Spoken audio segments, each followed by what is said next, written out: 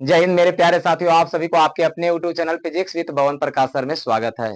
तो मेरे प्यारे साथीगण, आज से हम लोग 10 क्लास के नया सिलेबस चालू करने वाले हैं मैथ में।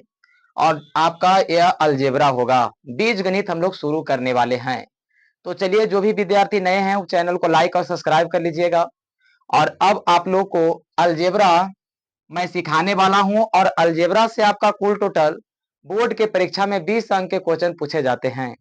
अलजेब्रा में देखिए कौन कौन से पाठ्य है, हम लोग थोड़ा सा पाठ्यक्रम को देख लेते हैं, यानी कि क्या क्या पढ़ना है।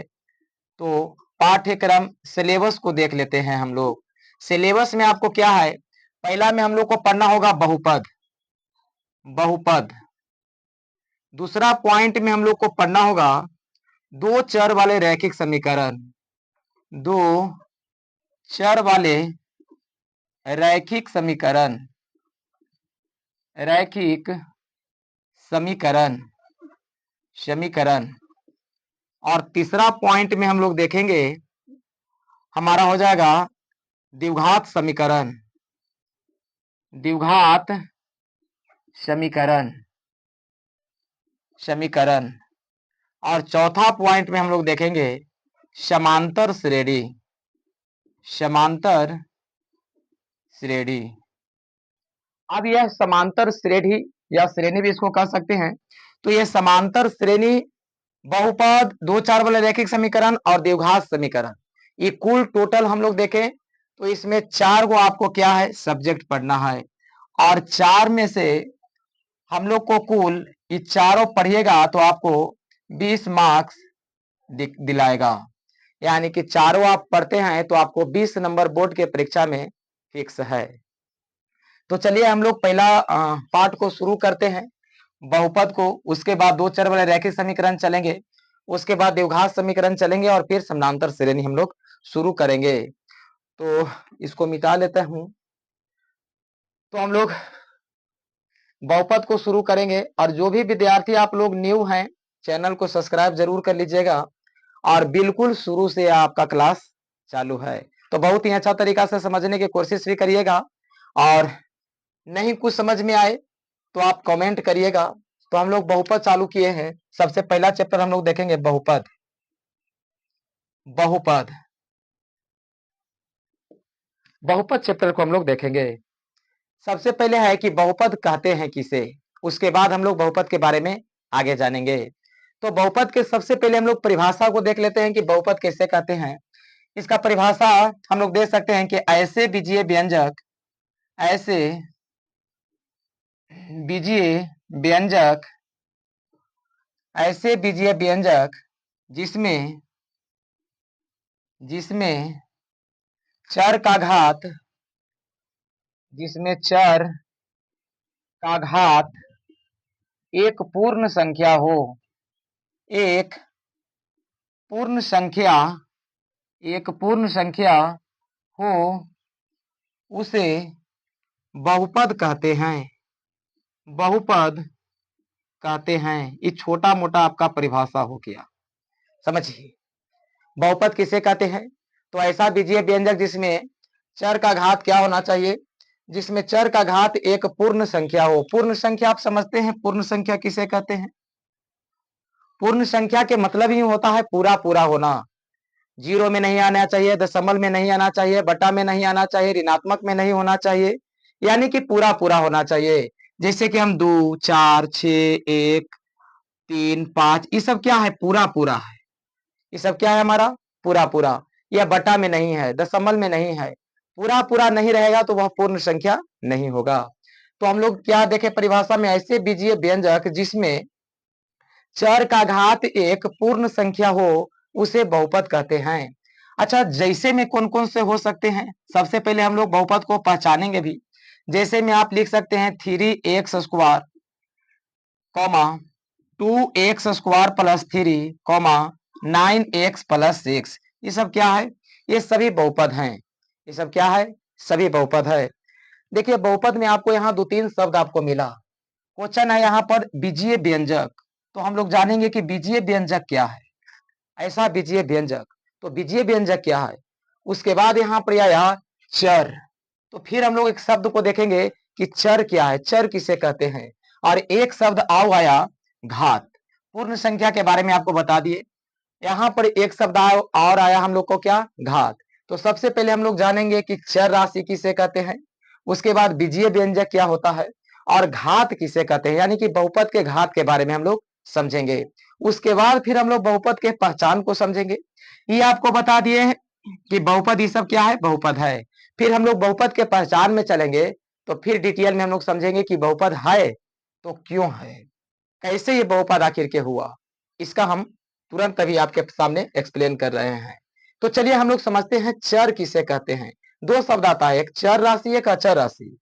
चर राशि किसे कहेंगे, देखिए यहाँ लिख दिया आपको चर, और यहाँ पर आपको लिख दिए अचर। दोनों के परिभाषा भी लिखेंगे, दोनों को हम लोग परिभाषा भी लिखेंगे।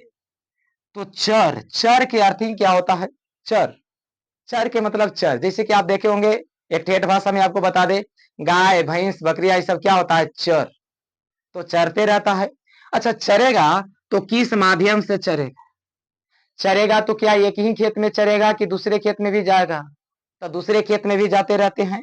तो वे राशि जिसका मान निश्चित न हो, यानी कि वैसा गाय भैंस बकरी हो जो एक खेत में ना चर के दूसरे खेत में, दूसरे खेत में ना तो तीसरे खेत में, तीसरे खेत में ना तो जाकर के चौथे खेत में, यानी कि निश्चित एक ही जगह पर नहीं चरता है, समझे। तो चर राशि किसको कहेंगे, कि वे राशि जिसका मान निश्चित न हो, अनिश्चित हो, यानी कि बदलते रहता है, उसे हम लोग चर राशि कहते हैं। ठेठ भाषा में आप कह सकते हैं एबीसीडी के सभी अक्षर क्या कहलाते हैं, चर अक्षर, चर राशि कहलाता है। जैसे एक्स वाई जेड ये सब क्या है, चर है। चर से आपको पता चल रहा है कि चर के मतलब अभी बताए कि चरना, और चर राशि के मान हमेशा क्या होता है, बदलते रहता है, इसे चर राशि कहेंगे। अचर, अचर में क्या हुआ, मान लिया जाए कि आपके पास बकरी है, तो बकरी को एगो छोड़ देते हैं तो ये हमेशा एक एक खेत से दूसरे खेत में जाते रहता है, चरित रहता है। और फिर अगर जो उसको हम फुटा गाड़ करके कोई खेत में बांध देते हैं, फिर कहते हैं कि अब चर। अब चर के मतलब इसको पर क्या कर दिए, पाबंदी लगा दिए, रोक, कि अब तू चर के दिखाओ। तो चरेगा कहाँ, एक ही जगह, यानी इसका मान क्या होगा, फिक्स होगा। तो वैसा राशि जिसका मान निश्चित हो, यानी कि कभी नहीं बदले, उसको क्या कहते हैं, अचर राशि। जैसे एक दो तीन चार पांच छ डॉट डॉट, समझ में आ गया होगा बात को।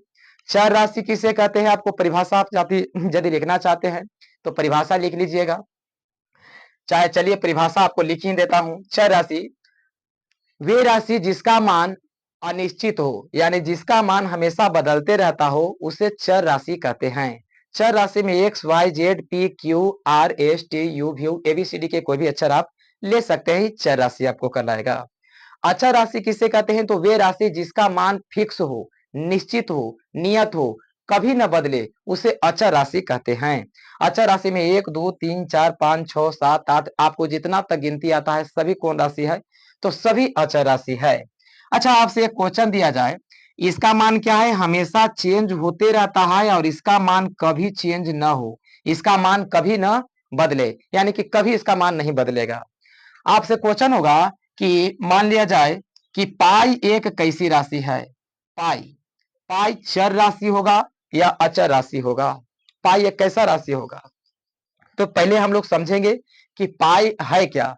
तो एबीसीडी के हम लोग देखें कि चर राशि में जिसका मान बदलते रहता है, तो एबीसीडी में हम लोग जितना देखे हैं एक्स वाई जेड सभी जो मान है, इसका मान क्या होगा, बदलते रहेगा। लेकिन पाई एक प्रकार के क्या है, तो पाई एक प्रकार के अचर है, अचर राशि, क्योंकि पाई का मान हमेशा फिक्स रहता है। अभी आपको बताया कि जिसका मान कभी ना बदले, उसको हम लोग कौन राशि कहेंगे, अचर राशि। आज जिसका मान बदलते रहेगा उसे चर राशि। तो पाई का मान है जो फिक्स है, पाई के मान आपको जानते हैं कितना होता है, 22/7। तो पाई का मान हमेशा फिक्स है। तो आपसे परीक्षा में क्वेश्चन आएगा कि पाई एक कौन सी राशि है, चर राशि है या अचर राशि है। तो पाई हम लोग समझ गए कि पाई हमारा अचर राशि है, पाई चर राशि नहीं है, क्योंकि पाई का मान फिक्स होता है 22/7, और 22/7 का भी मान फिक्स होता है। तो हम लोग दो शब्द समझे, यहाँ आपको पढ़ना था, देखिए ऐसा बीजीय व्यंजक जिसमें चर का घात एक पूर्ण संख्या होता है। तो हम लोग समझे कि दो शब्द समझे, एक चर राशि और एक अचर राशि। चर राशि जिसका मान क्या होता है, अनिश्चित होता है, उसे चर राशि कहेंगे, यानी फिक्स नहीं होगा उसे चर राशि कहेंगे। अचर राशि किसे कहेंगे, जिसका मान निश्चित होगा, फिक्स होगा, उसे अचर राशि कहेंगे। नेक्स्ट पॉइंट में हम लोग चलते हैं। अगला पॉइंट आप लोग समझिए, यहां पर है क्वेश्चन, बीजीय व्यंजक किसे कहते हैं। बीजीय व्यंजक किसे कहते हैं, तो बीजीय व्यंजक को हम लोग भी परिभाषित कर सकते हैं, बीजीय व्यंजक। बीजीय व्यंजक, तो बीजीय व्यंजक में हम लोग देखेंगे, थोड़ा सा इंक डाल देते हैं मेरे दोस्त, उसके बाद चलेंगे हम लोग, ताकि आप लोग को अच्छे तरीका से बोर्ड पर दिखाई दे, और आप लोग अपने मित्रों के साथ जरूर शेयर करते रहिएगा यदि आपको वीडियो अच्छा लगे तो।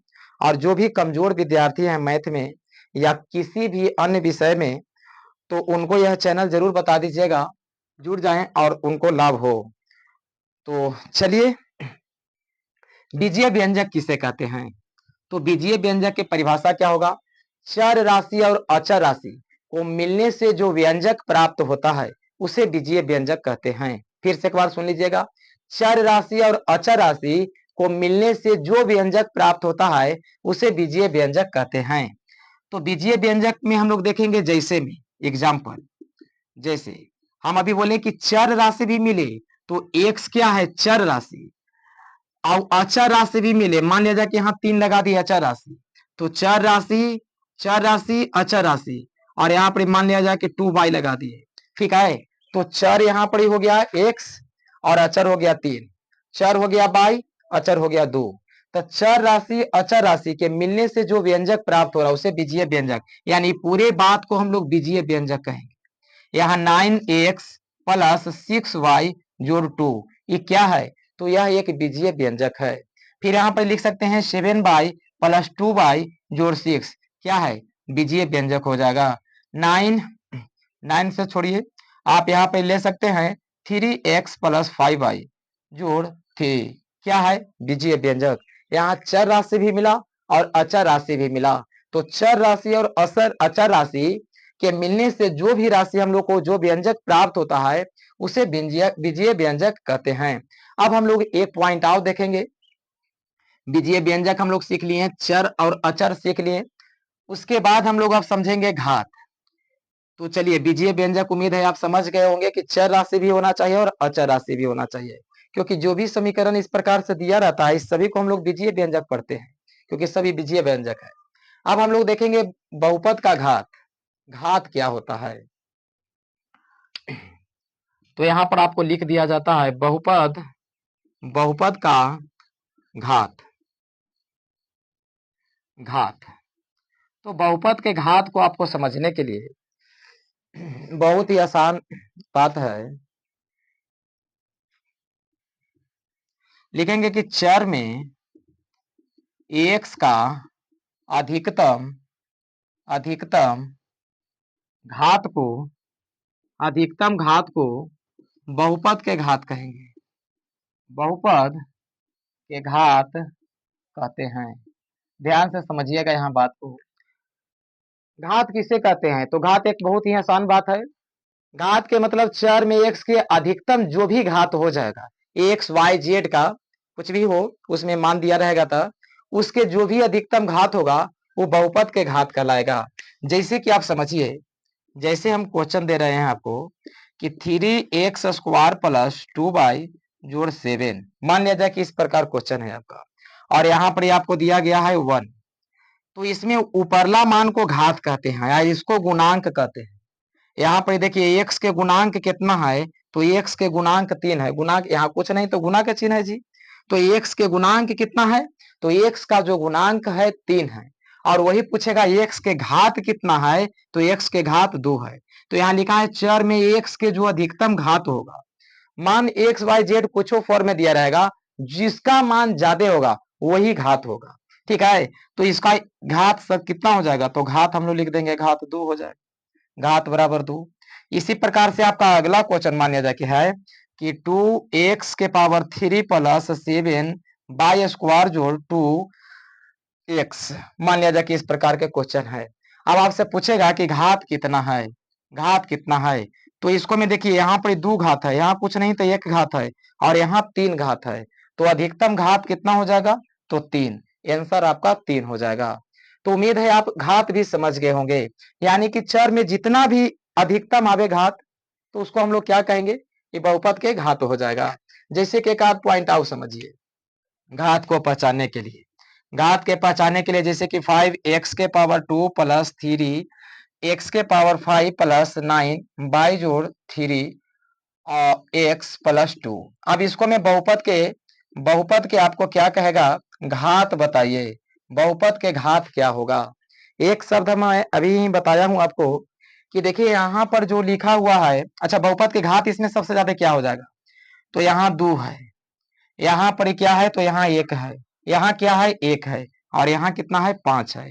तो बहुपद के जो x के चाहे अचर चर राशि के अधिकतम जो घात होता है, अधिकतम जो घात होगा उसी को हम लोग क्या कहेंगे, बहुपद के घात कहेंगे। यानी अधिकतम ऊपरी जो मान होगा, टोपी सबसे बड़ा केकरा में है, यहाँ टोपी को आप देख सकते हैं कि सबसे बड़ा टोपी कौन पहनले है, वही बहुपद के बड़ा घात हो जाएगा, यानी कि सबसे बड़ा जो है वही हो जाएगा। उम्मीद है आप बहुपद के घात को समझ लिए। अब हम लोग 2-3 पॉइंट देखेंगे बहुपद के मान उनको।